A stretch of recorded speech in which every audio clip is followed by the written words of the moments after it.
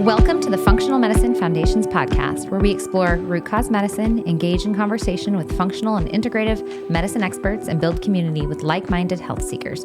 I'm your host, Amber Warren. Let's dig deeper. Hi, everyone. Welcome back. We're here at our Eagle location, and I'm here with Marianne Green, and I'm so excited about this discussion and interview and all the things coming. So Marianne Green is a registered dietitian nutritionist and also a board-certified integrative functional nutrition certified practitioner. She provides one-on-one and group nutrition education utilizing a root cause and food as medicine approach. She believes in sustainable changes and building a true partnership between her and her clients. Marianne has been with functional medicine for 4 years and truly cannot imagine herself practicing any other way besides functional nutrition. Amen.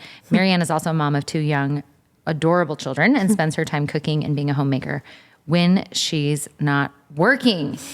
Welcome to the podcast. Thank you, Amber. And you see patients out of our Meridian location, both in person and virtually? Just in person. Just in person, okay. Yeah. And you do some really, really cool programs that we can always, if there's time, talk about later.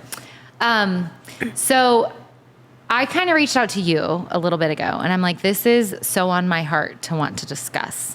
The idea and the topic of what we're feeding and not feeding our children and the chemicals that we're as adults overwhelmed with, but specifically I feel like some of these big industries are targeting our children with some of these chemicals and inflammatory foods.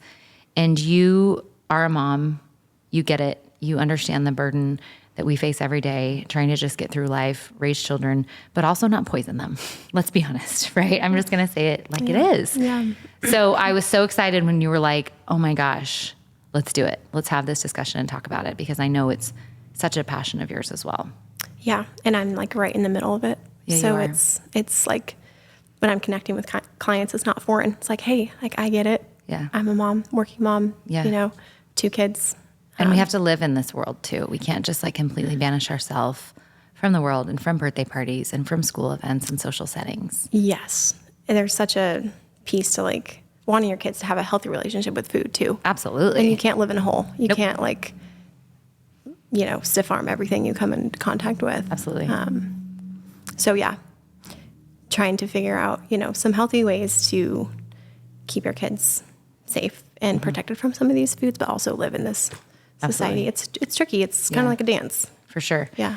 So we know, you're in ICE training and all the practitioners that we get to work with, nutrition is foundational and such a core of what we do. And we kind of call it like a non-negotiable, right? Yeah. When we're trying to get people healthy and really get to the root of issues.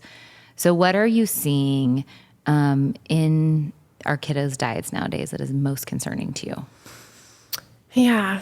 It's kind of a loaded question. I think there's a lot. I think the first thing that I see is we've lost the art of actually spending time to like make our food and cook it and garden. We're so disconnected with our food.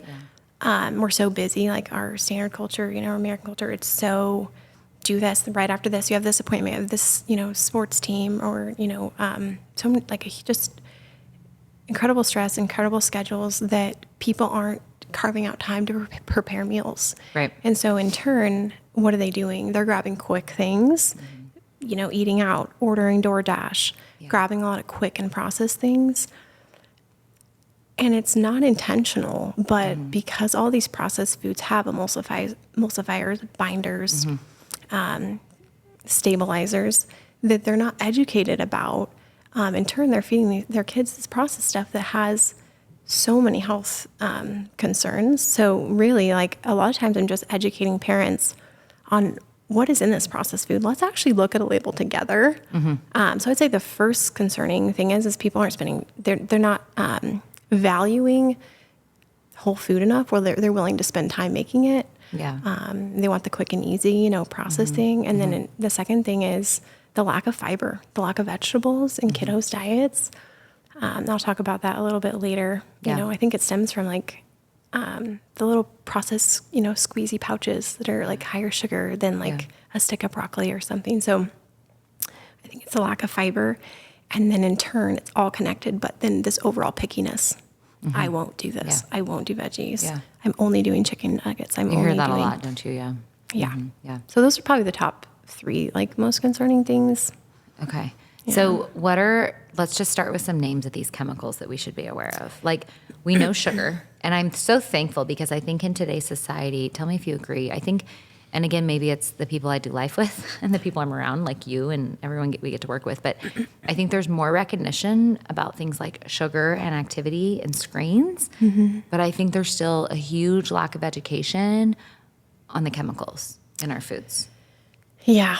I think, well, there's actually a site that I actually use, and I'll share here in a minute, because things are ever changing. So I have to refer to like a lot of research and what's changing really, and chemicals are changing all the time, and what's working right for food stabilizers, things like that. So actually, the website I'll share, it's called CSPI, and it's a chemical database where they rate foods from safe to completely avoid. Kind of give you like a green, all the yellow, dark orange to absolutely red.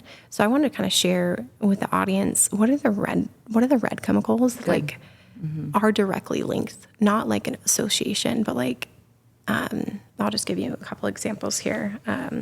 So titanium dioxide, that's used as like a coloring agent, directly linked to DNA damage.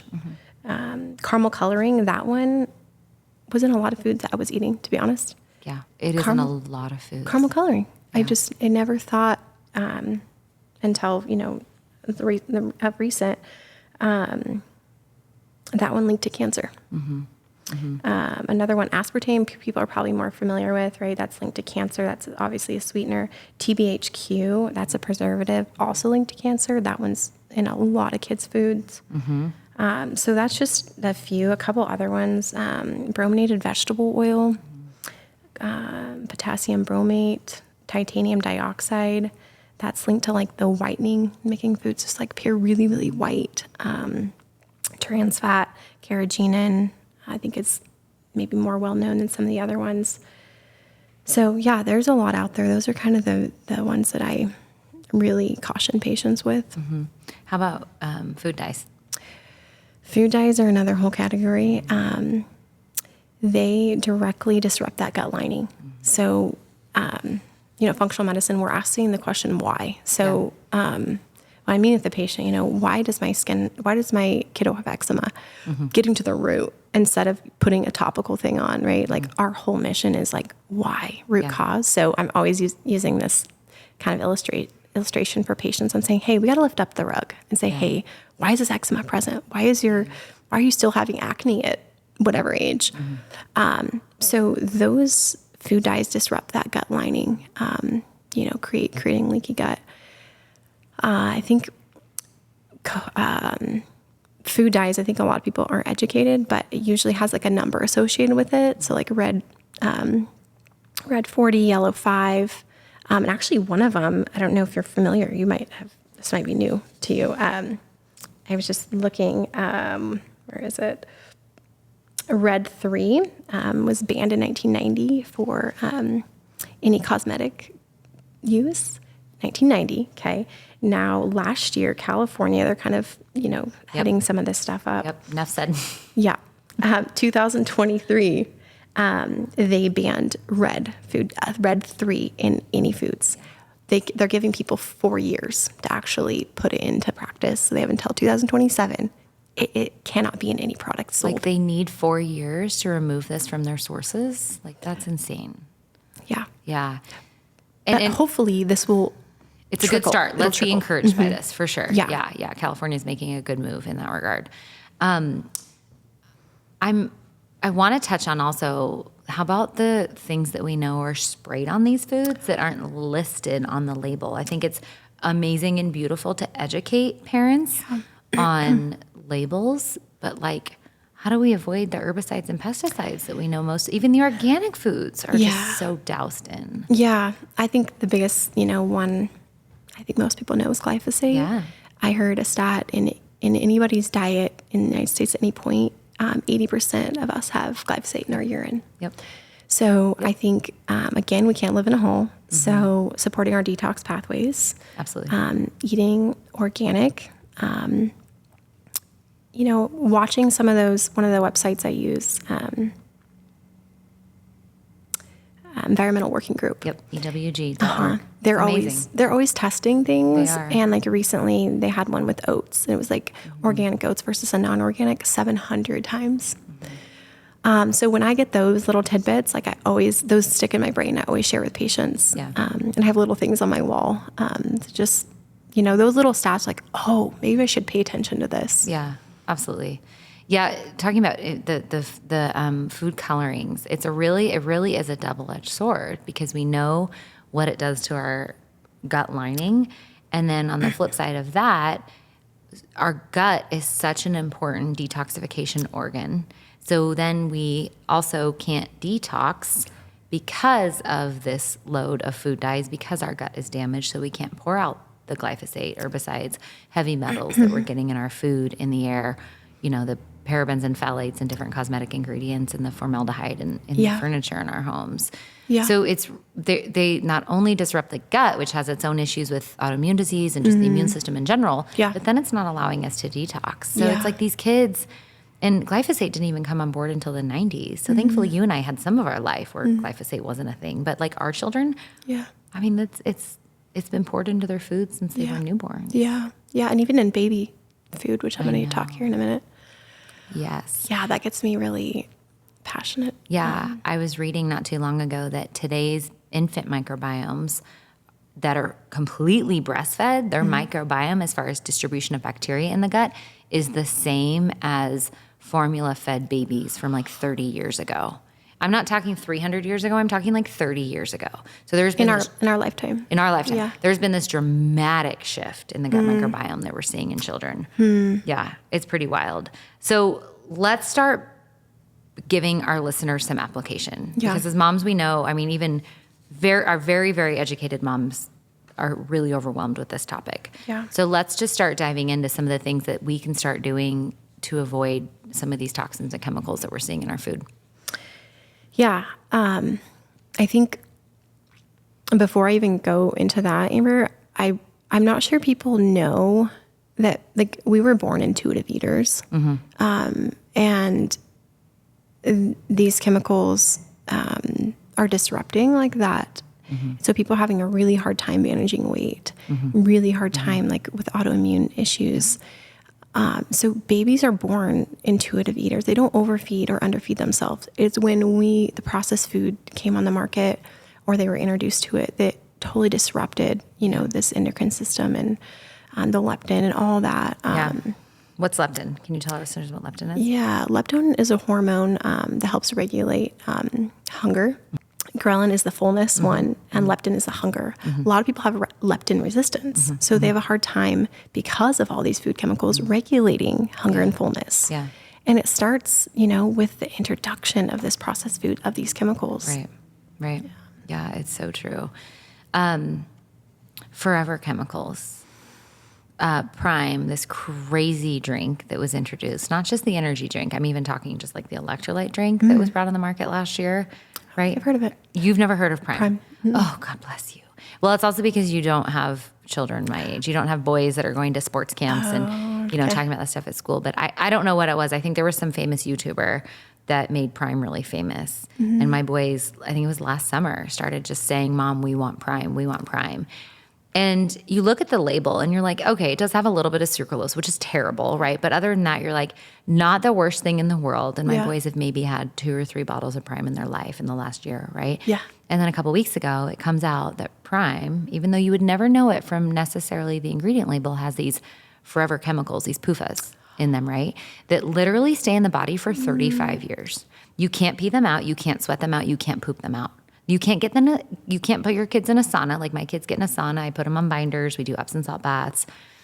There's no getting rid of these forever chemicals. You're kidding. And it's becoming, so there's a lawsuit about this sports drink. It was a sports drink. It's just like a sports drink. I mean, you knew it was bad, but they were marketing. They were trying to make it famous by marketing to children. Wow. And it's got these forever chemicals in it. Wow.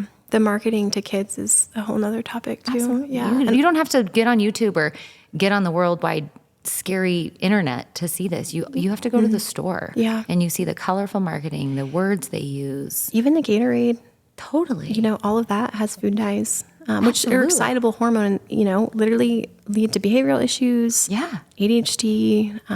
I actually saw a patient a couple weeks ago. She came in maybe late 30s, had 3 boys, and just wanted to get some of the weight off. And one of the main things that we were working on was just getting these chemicals out. And in turn, Amber, she had seen some progress, some weight.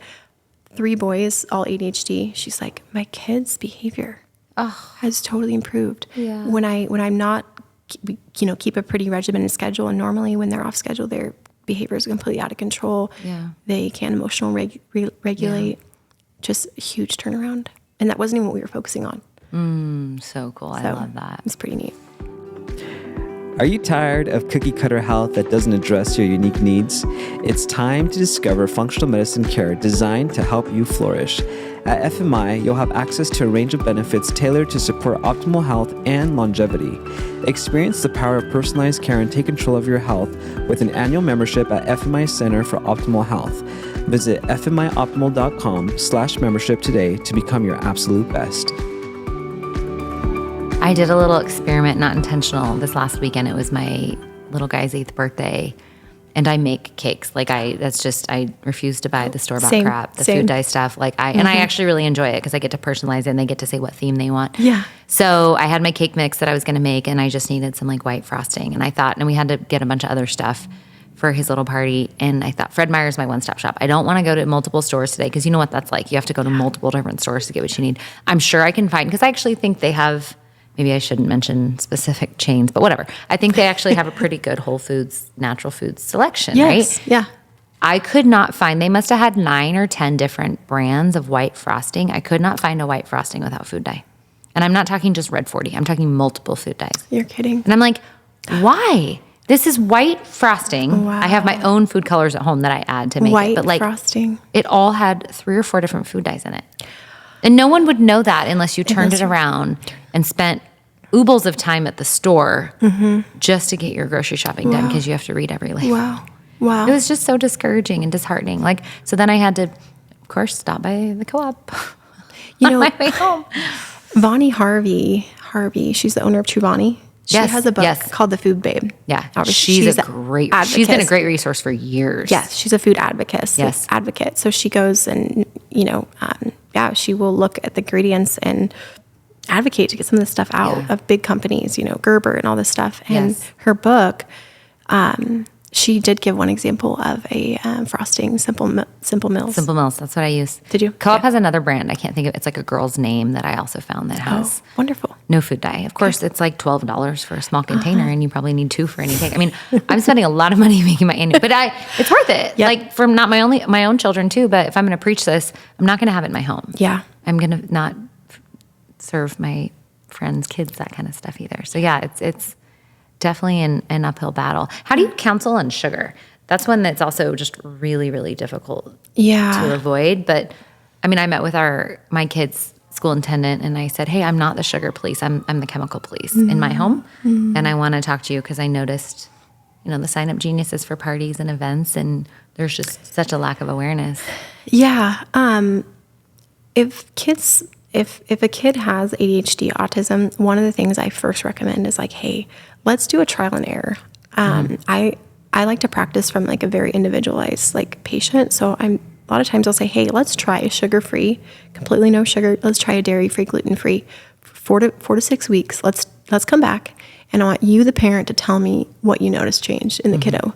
So I start with that, some sort of elimination, right? Because that's the gold standard, really, for figuring out some of these food sensitivities. Yeah, so I start with that, and then I let the parent report and say, hey, here's what I noticed. Then we try a small bit of reintroduction, and then they get to directly link food chemical, sugar, whatever it is, and connect it to a symptom that their kiddo's having, or themselves, depending on who the patient is. Right. And I let that do the talking, and then there's no convincing. My job's done. Yeah. Then they understand, then they will take the time to prepare food. They'll take the time to go to 2 different grocery stores to find the frosting.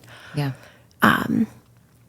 Instead of me trying to convince your kid will feel better. They'll sleep better. Their mood will be better. Yeah.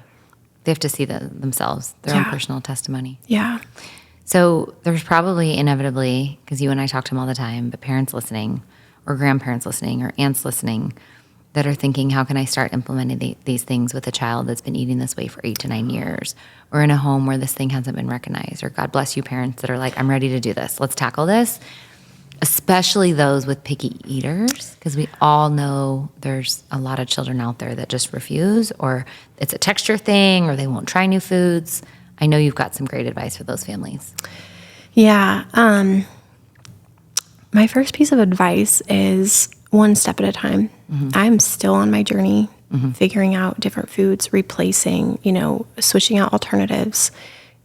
So to step back and realize this is not what you're feeding your kids tomorrow. This is what you're feeding your kids in a year, 5 years, 10 years. Yeah. So take your time, one step at a time, even if it starts with just food dyes. Yeah.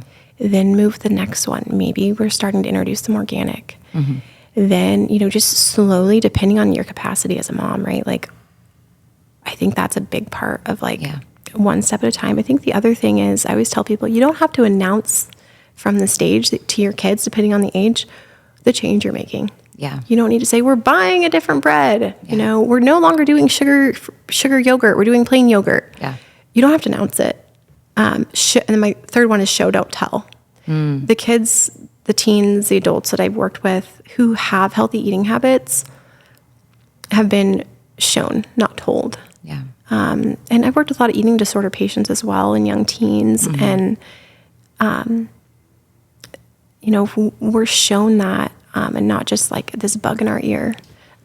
Typically, kids, teens make better choices if they're shown. Absolutely. Yeah. Because they're going to be out of the home. And even now, right, my kids go on play dates or they're at school and I have to trust them to make healthy decisions, right? Because they're not under my roof all the time. Yeah. And actually, that's a really good point. There's another piece to this. And I think a big part of it, is like doing what we can as parents to keep this out as much as we can. But since I have worked with some eating disorders, worked at a practice for about a couple years back, and I still want my kids to have a healthy relationship with food. Absolutely. I don't want them to even be overcome with fear or overcome with shame if I eat something. So my daughter's 3, and she went to her first birthday party at a neighbor's house, literally next door. Yeah. So I was there. And she doesn't eat gluten or dairy, a couple different reasons why for her specifically. And one of the moms was dishing her up a cupcake, and I was not about to fly across the table and be like, oh, she can't eat that. Pull it out of her hand. Yeah. I just thought, in that moment, as a parent, right, everybody parents a little bit different, but it was more detrimental in that setting. So what I do, is 95% of the time keeping these food dyes out, whole food, making my kids' treats. That's a big part of it. Dates and maple syrup and all that. Yeah. But allowing that 5 to 10% for us, and I think each parent has to come up with their own system, right? Like you were saying earlier, you allow your kids one when they're going somewhere.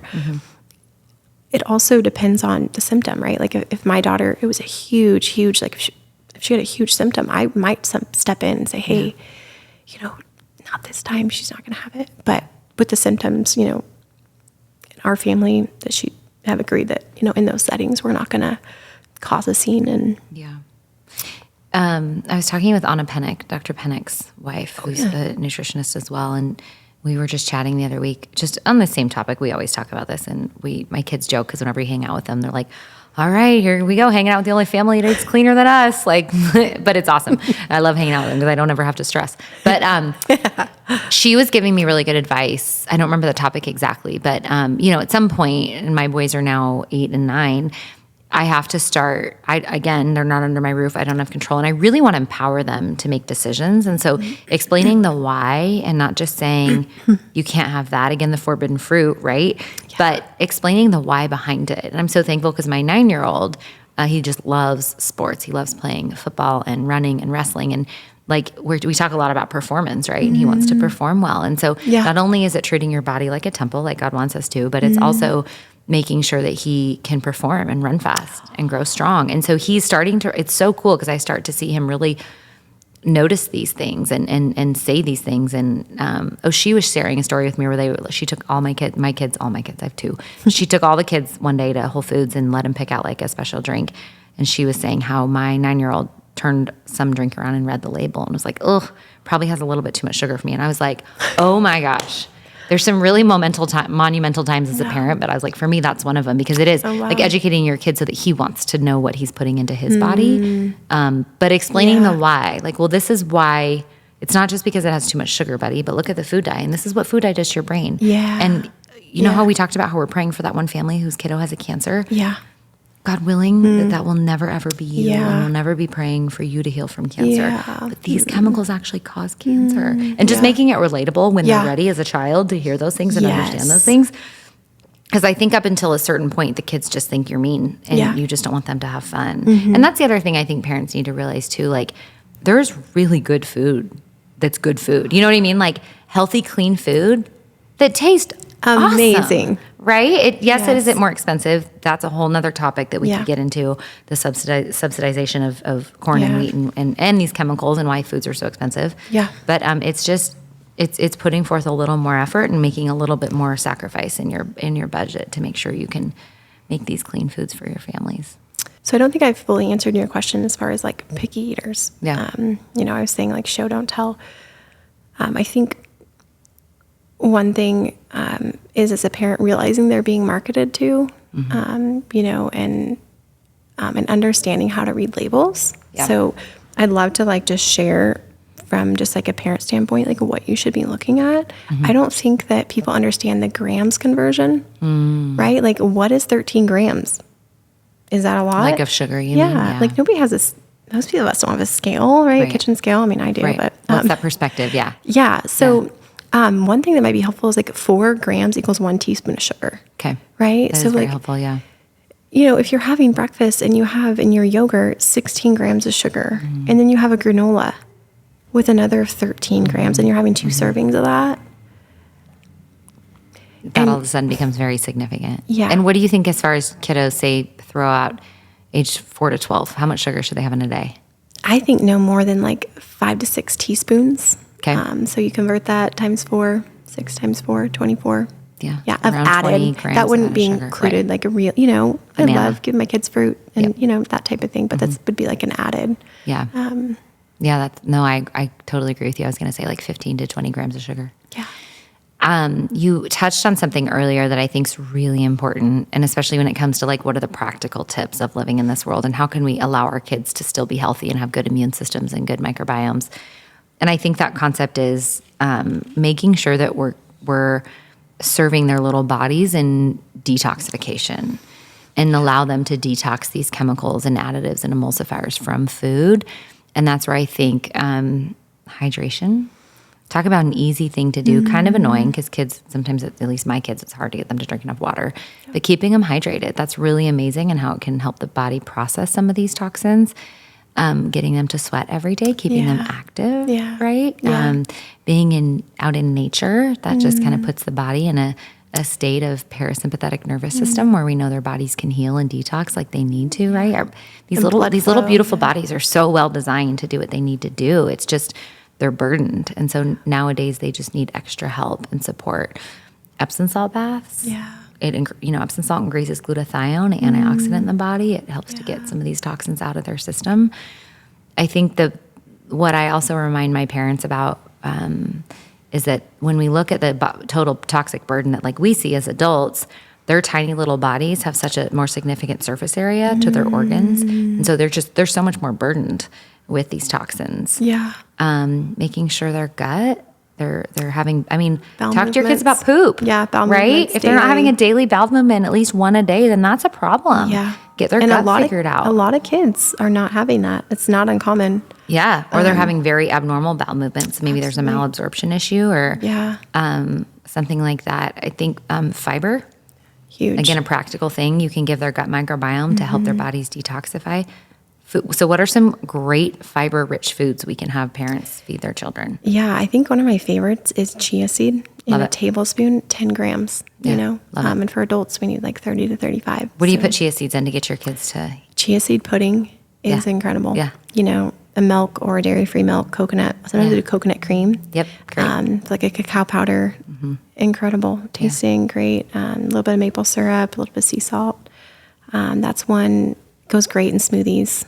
I've got a 1-year-old right now, so I'm like packing in like ghee or, you know, these nutrient dense like hemp seed or chia seed wherever I can, and, you know, mix in with something. Yeah. They don't even know it's there. Love it.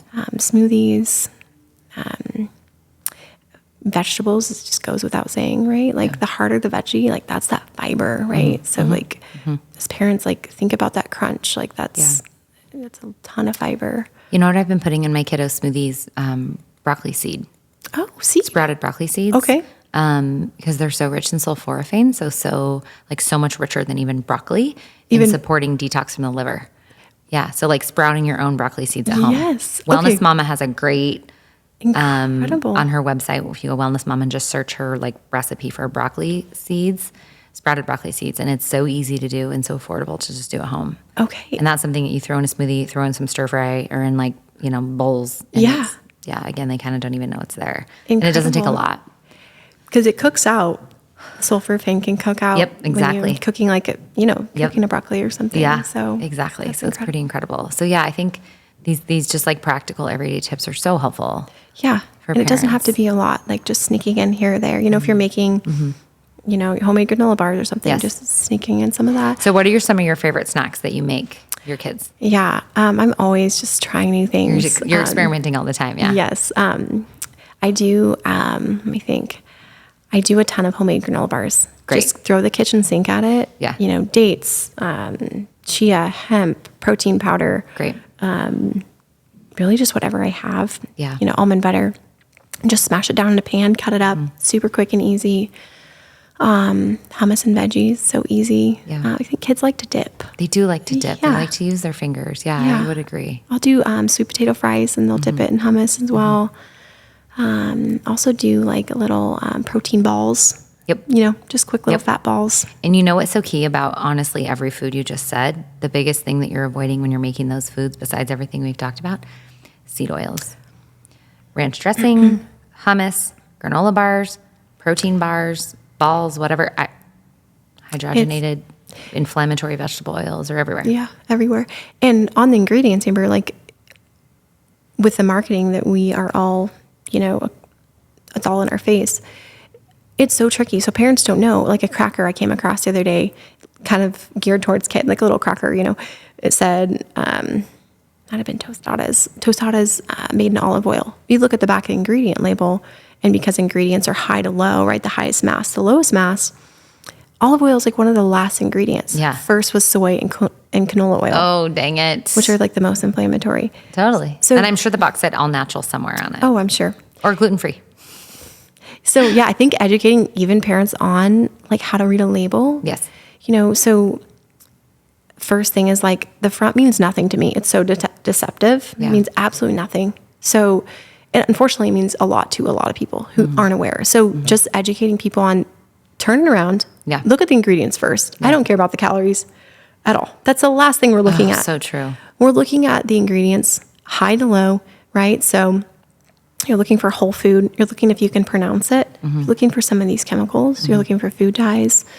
And then what about like the percentages on the back of like vitamin A, vitamin E, D, things like that? A label might say on the front, Cheerios or, high source of this. Unless it's 20% or more, it's not a high source of that. Yeah. It's all marketing. Minuscule, right. Yeah. Right. And I actually, this is probably something I feel really passionate about because it's deceptive. My father-in-law, right before Christmas last year, had a heart attack and almost didn't make it. And afterward, he was a guy who ate out a lot, kind of quick and easy things. And so he was trying to make a huge shift. And what they educated him at the hospital was, no more butter, no more dairy, more vegetable oil, more canola oil. And I was so angry. Oh, he was probably eating a roast beef sandwich with mashed potatoes as they were educating him upon discharge, right? I mean, we can't even talk about the food they serve in hospitals, in our what are supposed to be wellness facilities. Like, oh my goodness. Anyways, I'm so sorry. I digress. Keep going. So he was really trying to make changes in his diet. And so he was looking for things like that said heart healthy and, good for cholesterol. And these slogans are so deceptive. Yeah. Cheerios, heart healthy. You look at the back, high sugar. the worst seed oils that are inflammatory, the worst things for cardiovascular disease you could. Grains loaded with pesticides. Yep, processed grains. Yeah. Literally shown to increase your cholesterol. You know, sugar is more related to cholesterol than a lot of other things that people think. Totally. And so when it hits home, things like that. Makes you all fired up. Yeah, I get fired up. How do you eat out as a family? Like when you take your kids to eat out? Yeah. Because that's a big struggle for me. Like it honestly zaps my joy of like enjoying a date with my family. Yeah. You know, my kids are little, 1 and 3. So at this stage, it's not super enjoyable. Yeah. Right? 1 and So you 3-year-old. probably don't do it a lot. We You don't get a do too babysitter often. and you go out. Yeah, that's mostly But what we even do. for you and your husband, like how do you make choices of where you eat? Yeah, we eat the same couple places. Yeah. Just places you trust. Yep. That don't use seed oils and use locally sourced like better ingredients. Yeah. Yeah. And I think part of this too conversation is like Tom Maltaire's book. He used to work here. Yes. Awesome. So good. educated, like incredible guy. I used to teach at Institute of Functional Medicine. Yeah. I have his book still in my office. And he said, one of his quotes says, the elimination diet is the number one thing I've seen make the single most thing that's made the most difference for patients. In all of his experience working with, providers, dietitians, things like that. And I think it's connecting how you feel with a food. Yeah. That's how you move forward with this advice. Because unless you feel the difference in your body, like let's just say we go to Matador and something like that, I may not want to put that in. Yes, you're fine. You're fine. I said Fred Meyer. So let's just say we go to Matador. My husband loves chips and salsa. Who doesn't? Throw in some guac, Right? Maybe a spicy margarita. My goodness. He loves the free chips and salsa. Yeah. And I don't feel good after eating those chips. I know. Because it's the oily, Yeah. it's the inflammatory oils. GMOs, I'm sure. Yeah. Yeah. So and we don't do it very often because I don't feel good. So It's not worth it. to me, it's the connection between how food makes you feel is going to be the driving factor more than I'm trying to eat out less or I'm trying to not feed my kids less. Let the food do the communicating. Yeah, I took my kiddos to, I won't say this one, a local donut shop that I felt like had pretty decent quality donuts, like on their second day of school. Like you can't make it so taboo, these treats and like real food like donuts. And again, we do make donuts at home, but we wanted to go to a donut shop and then went like for a mountain bike ride. And literally my boys had diarrhea like all day. And it was actually a really good experience because they're like, I'm like, see guys, like as good as that was, is that worth it?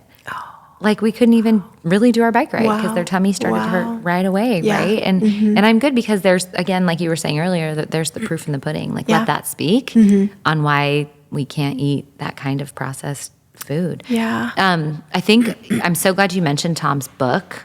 Can you tell our audience what it's called? Because for those patients, or listeners that we have around the country, around the world that don't have the ability to come see us in person or see you in person, that's a great book if someone wants to just start to implement that kind of elimination diet at home. Oh, isn't it called the Elimination Diet? It's called the Elimination Diet. Tom Maltaire, incredible. Yes. He talks about the 12 or 13 foods to remove and how to do it for 4 to 6 weeks and then reintroducing them. And he tells you specifically why each food. Yeah. And to be honest, like I could go on about the elimination diet for a whole nother podcast. I'll just say one snippet. We have patients fill out a medical symptom questionnaire before they're patients with us. And then I have them do a repeat one after they've done 4 weeks of elimination. On average, Amber, 70% decrease in symptoms from head to toe.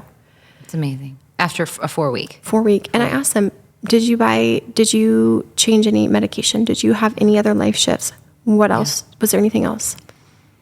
No. Yeah. This was years ago, but I was on call one weekend and it's when you guys were running the group elimination diet, which we now call the Renew and Reset, right? Yeah. Yeah. And I took this call from this patient who wasn't mine and she's like, I don't know what's going on, but I can't get out of bed. I'm so dizzy. I feel like I'm going to pass out. I'm overwhelmingly fatigued. I'm like, tell me more. Like, what meds are you on? And sure enough, she was on a blood pressure med and like a statin. And I started asking her, I'm like, well, what have you been doing? She's like, well, I'm doing this elimination diet through your office. And I'm like, okay, what? She's like, I'm on week 4, so I'm almost ready to start reintroducing. And I'm feeling, I was feeling amazing, but all of a sudden the last week I've just started to deteriorate. And I'm like, can you go run to Walgreens and check your blood pressure for me? And it was like 90/54 because she was on this 40 milligram beta blocker blood pressure med, right? And I'm like, we're going to have you cut that in half. And then you're going to cut it in half, and then you're going to call us Monday and let me know. And she got off of it within 3 days. Because her just by changing her diet and eliminating these inflammatory foods, she no longer needed her blood pressure medication. And she gave us the best testimony because I think she honestly came off her statin and like 2 other meds as well. Wow. Yeah, after doing a 4-week elimination. It was just so cool. Like, that was the best on-call call on a Saturday night I've ever received. It was awesome. That's amazing. Yeah. Anything else that you feel like we didn't touch on that you really think our community would benefit from, especially these overwhelmed moms and dads? Dads, we know we don't want to leave you out. We know you guys do a lot of really wonderful work in the home and really care about your children's bodies as well. Yeah. I think, I don't know if I have just one, but maybe a couple things that I really feel just with my experience with patients, eating as a family together. So good. It's a lost art. People are busy. They're not prioritizing that. Yeah. And I really, really think when we are connected with food, we're connected with each other. Yeah. So much happens there. Yep. And it's not, you heat up that macaroni, you do this, you're running there. Let's grab Taco Bell on our way home. Yeah. But you're moving up that and make it a priority in your family.